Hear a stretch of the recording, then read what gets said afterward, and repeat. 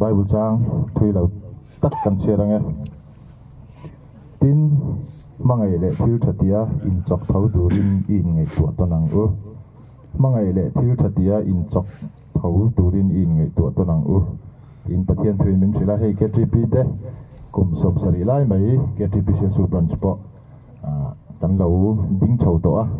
i hun kal to te ngai tu chuan kan mi huai kal ta te tu dai la i khang kha mangai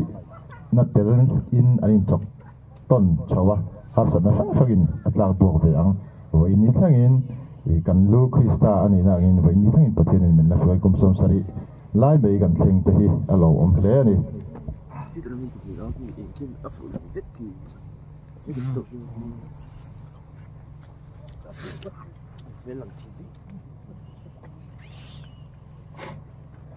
Samuel pakhat na bung sari hele chan hilal pan min puyani hian chang kan kharange pathian henai lo tong tang u olal pa kan pathian min hmangai min an kal tu ini ven na te iom pui na te imal som na te kan dongai hena lom thu kan on soya ima kai suina lo chuan pen khat to kan pen thei lawa lalpa kan pathian KTP Sialsuk Branch te min suai to na zong zonga kan lom mai mai hena lom thu kan on soya kan branch din champa pha kum som sari na mang thei turin zaina helai local member te min suai khoma lalpa kan lom mai mai hena lom thu kan on soya he khovel buai na te har san tam takara nangma rongbol tu nangma nungzui tu ti zat mai thalai te kan lom te hi kan lom mai ma inena lom thu kan on soya isuai na te iti chak na te kan mamo a nangma chak na nei thei turin kan zawa hian zaina hin tharau theng le min thuam tharang che zaina helai hun kan man chugin min nom puila kan ti tu zong zong te thata ka thei turin min tang pui bokong che chung zong zong chui fa pai so Krista min kan dile amen kan secretary local sela nulaim ke izok khania report toy an pelok se thang away baklo report si kan pega i KTP Sialsuk Branch kum sanga zakwa samnga panga a din ania i adin ni tapishiat ani lawa chu wangchuan a rising day ang chi kan mang ngai lawa chuti ania wangchuan in kan soi tu masa ti khanin i adin ni chui khan hun an manga ti chuan kum sang ni le somni pathum January a February ni somni pakhat kha i ni February ni somni pakhati KTP din ni tan pom malo ni ta ti chuan kum sang ni somni pathum atang khan voin ang February ni somni pakhati Christian Thalai Paul Sialsuk Branch Rising Day tan pom ani in mantan ania tun kumin hi kan din ni kan man kum thum na ani rolin kum sang zakwa somnga panga tanga din ania aw kum som sari na ti in kan soi thei bok ani ti kha toite in kan report lok ani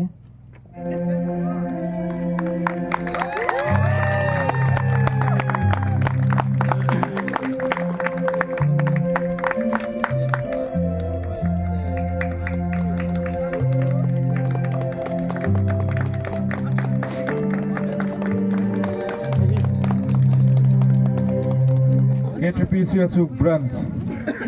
Committee kumparo mandachuanin kumin hianin branch Kumpuan nei seti a chukan Kumpuan chu kan le nei ngai lo tak mai ni a hu purong don khok mai a seng khom kum ti ni a e hian ko tum chu kan thalai pui gam nem bar pui tam tak sualin asal be mek te biagin lam hoi mi alo te hengi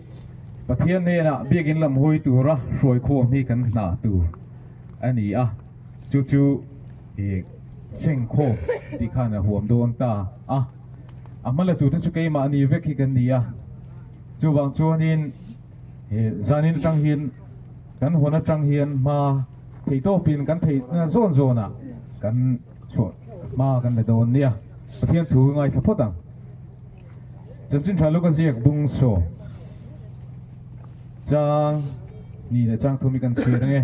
tinan hena abu seng tur tam le a ni ma sila athok tu an tem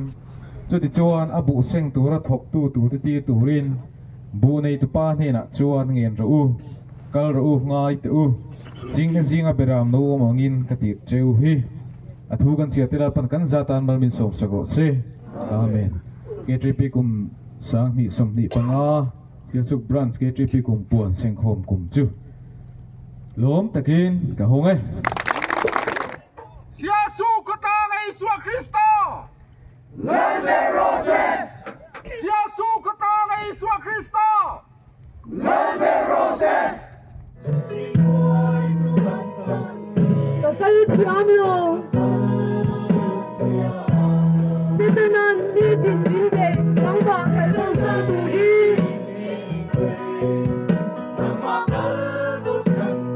Masit sa kaberlayson Sa pengamlo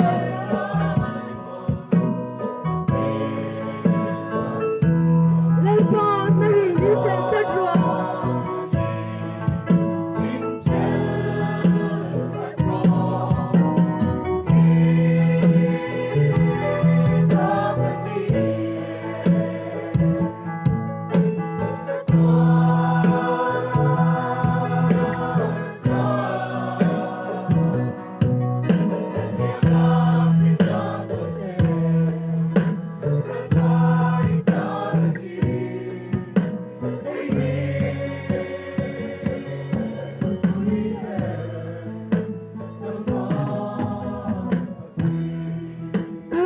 Hãy subscribe cho kênh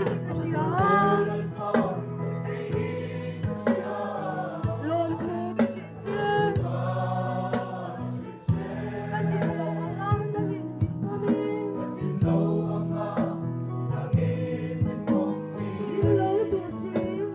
Gõ